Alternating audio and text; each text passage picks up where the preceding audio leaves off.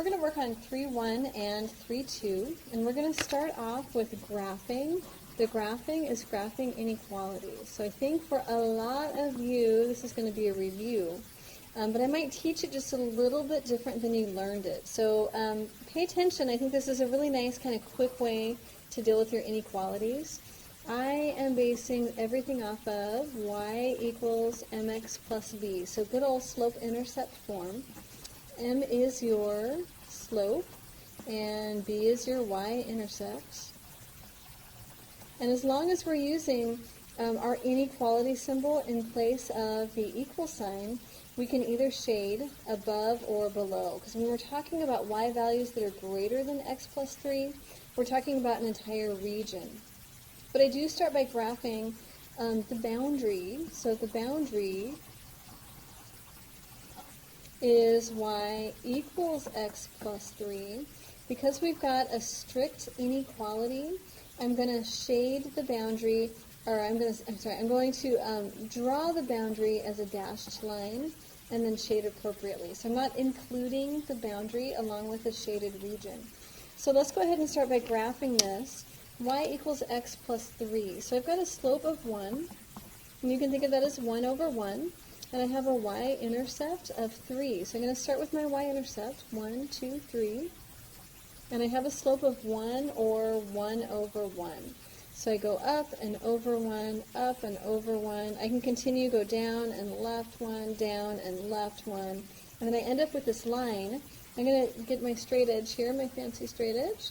And I'm going to draw this in dashed, though. I'm not including the boundary as part of my solution set. But I do want all of the y values that are greater than. So I want y greater than this boundary. All the y's greater are going to be above. So I'm going to shade the bound or the region above.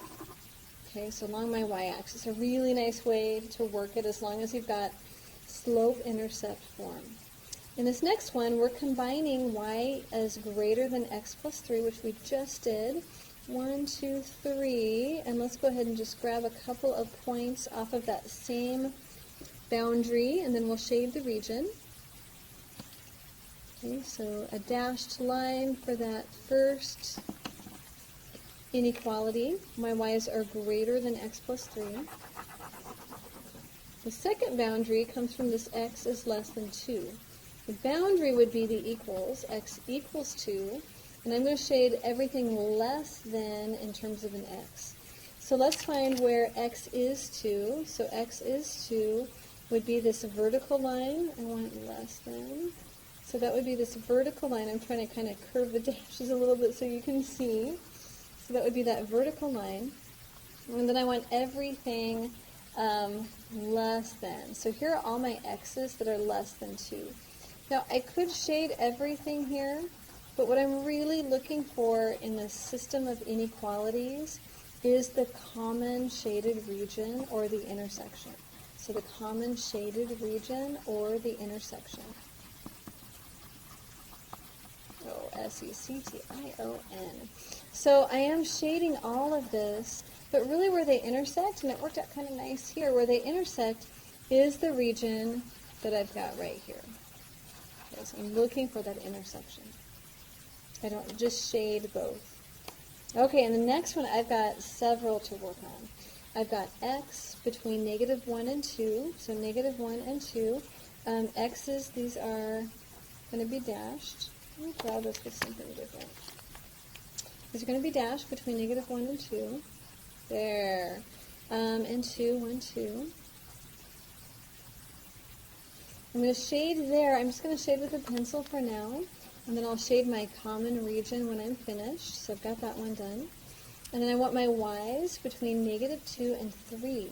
So for my y's between negative 2 and 3, let's grab my red pen. Negative 2 for a y is right here. Less than or equal to. So I want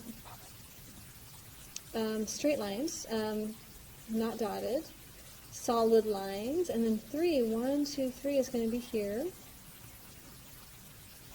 Okay, again, I'm going to use a pencil because I want to end up shading my final region. Okay, so far I've got this region right here in the middle. You see that rectangle? And then finally, I'm going to work with this x plus y less than 2. So x plus y less than 2. I really like working with slope-intercept form. So I'm going to go ahead and solve for y. Just bring that x over. So y is less than negative x plus 2.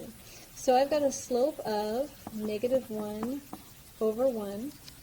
And I've got a y-intercept of, a y-intercept of 2. So as I graph that one, let's grab a yellow pen. As I graph that one, I have a y-intercept of 2. So 1, 2, which is right here. And then a slope of negative 1, and I can think of that as negative 1 over 1. So I go down 1 over 1, down 1 over 1. Oops, wait, down 1, positive 1, right? So I'm going to go down 1, positive 1, down 1, positive 1. Glad I caught that. And then same thing over here. 1, and then up 1. Okay, and I want less than, so I'm going to draw this in dashed. These are really a mess, so you really want to be careful as you're working these. Okay, so that yellow line I've got, again, I'm going to go ahead and just shade this using my pencil. So using my pencil, y is less than this line. So I want y less than this line. So that would be all of this. But notice where I'm intersecting. I'm just intersecting in this region right here. Let me grab my yellow pen. So I'm dashed, solid, dashed, and dashed. And then shading everything here in the middle. You want to be really, really careful. But that's how we come up with a system of inequalities in terms of the graph. We graph them really carefully. Whenever we're using those strict inequalities, so greater than or less than, we're going to graph that boundary as a dashed line. And when we're using an inequality with the equal sign, greater than or equal, less than or equal, then we use that solid line. Above that, you just want to be really careful that you're graphing everything correctly and saving just that common region.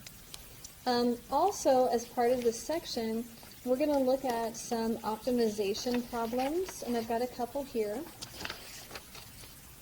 Really want to break these down for you. We will see some applications. These are not applications, but it's nice to work with just the numbers first before you dig into an application. In the homework, you're actually given several objective functions, but I'm just going to work through one because they work through the same. But I want you to take a look at this feasible region. So the feasible region might represent, within the size of the factory that we have and the workforce that we have and gas prices and all those things, that we can go ahead and produce items within this region or something like that. So lots of applications here, but we're just going to work with the numbers for now. We're going to work with this objective function, and this is our first taste of optimization. So we're going to look at these optimal values, the maximum being 1 and the minimum being 1. So I want you to take a look at this shaded region. When I look in terms of a minimum value, I've got this boundary of the y-axis and the x-axis. So I have a minimum y value of 0 and a minimum x value also of 0.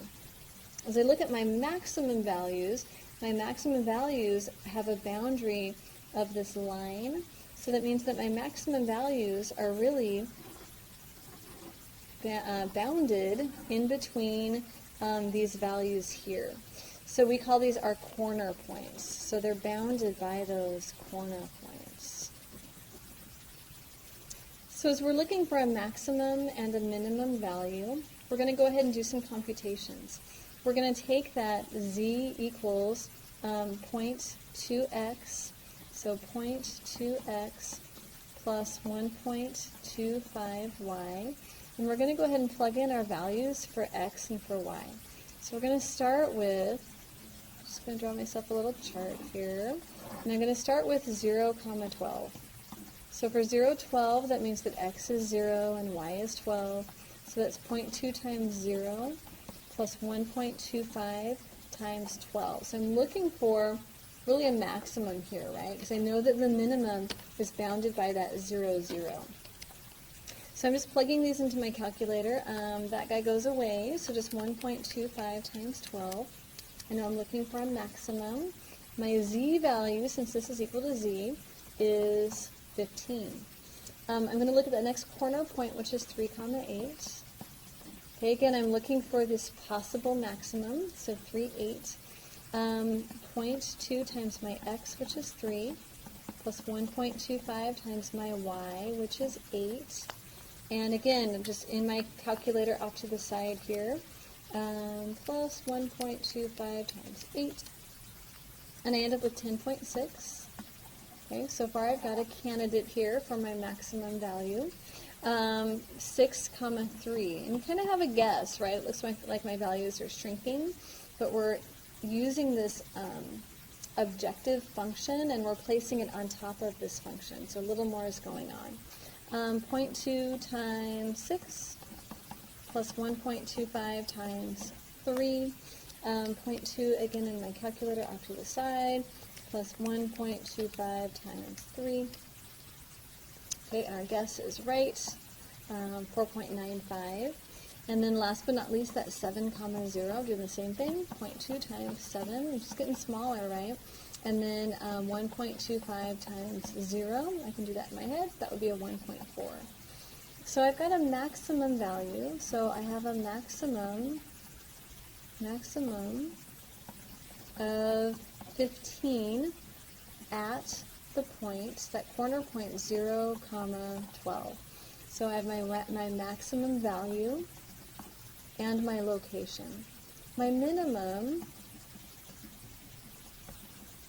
I could test all of these values and I could plug these numbers in, looking for a minimum point. But I know that I'm bounded here. This is my ultimate minimum at 0, 0. And I'm bounded by that, which is another corner point, 1.4. If I put 0, 0 in, I get 0.2 times 0 plus 1.25 times 0, and I end up with 0. So this is my minimum point, my final corner. Right, so I have a minimum of, because it's the lowest value here, sometimes you end up with something curved a different way, but it is my lowest value here. So a minimum of 0 at that corner point at the very bottom, 0, 0. Now I was talking about how I've got a bounded region between these corner points. What I didn't do in the last few examples was to talk about if my regions are unbounded or bounded. And this is a great time to do it in between number 2 and 3. So as I go through, number 1, this actually continues up forever. I just quit my graph at 5, 5. So we call this one bounded, number 1. Number 2, same idea, right? Actually same region. So this one is also, unbounded. I said unbounded. This one is also unbounded. Unbounded because these go on forever. My maximum I'll never hit because I keep going up and to the left forever. In part C, though, this is a bounded region. I do have a maximum y, I do have a minimum y, and same for the x's. So it's bounded. I don't go up or over forever. So I said that wrong to begin with, but unbounded means I continue on forever. So A and B are unbounded, and C is bounded because I've got this region that's enclosed by those lines, both the dashed and the solid. Okay, so now we're ready for number 3. So number 3 is an unbounded region. 2 is bounded. Unbounded meaning there is no maximum. So it says find the minimum, maximum, and the locations for the objective function. So we're working with a different objective function. But there is no maximum. So if they had given me a point here and said that it cuts off at that point, then I could find a maximum, but it doesn't cut off at a point. So I can first start by saying that there is no maximum. Sometimes you'll have an unbounded region with no minimum, but in this case we have an unbounded region with no maximum, because really this goes up and out forever. So what we're going to be looking for is that minimum value. So I'm going to give myself a chart again, give myself a little more room. So my x and my y points, 3x plus 4y, and I'm looking for that maximum value. And I just start working through these. So 0, 9, that would be 3 times 0 plus 4 times 9. I can do that one, that's 36. And then is that 1, 5? 1, 5 is next, so 3 times 1, same idea. 4 times, I wish there was a quicker way, but there's not, 3 plus 20, so 23. 5.5, 1, so 3 times 5.5 plus 4 times 1. I'm going to cheat and do it on my calculator. 3 times 5.5 plus 4 times 1, and I get 20.5. I'm looking for a minimum, remember, and I'm getting smaller and smaller and smaller. So maybe this is going to be it. 11, 0. 3, 11 plus 4 times 0. And it isn't. 3 times 11 is 33, where 3 times 5.5 plus 4 was 20.5. So it's this one. And it might not have been what you guessed, but look how much further out on the x-axis we went to get to 11 from 5.5. So we were increasing whatever this variable represents, labor or cost of materials or gas prices or whatever that might be. So we did find a minimum, and that minimum, so the minimum is 5.5. It's at 5.5, 1, that's my location, and the minimum is z equals 20.5. So that's how you work through those. You could, you might be saying, gosh, isn't this another corner point? But it's not. Even if you calculated using that 14, 0, you would still find something larger than 20.5. So sometimes we have both a maximum and a minimum, like we had in number 2. Sometimes we have just one, and in this case we had just the minimum.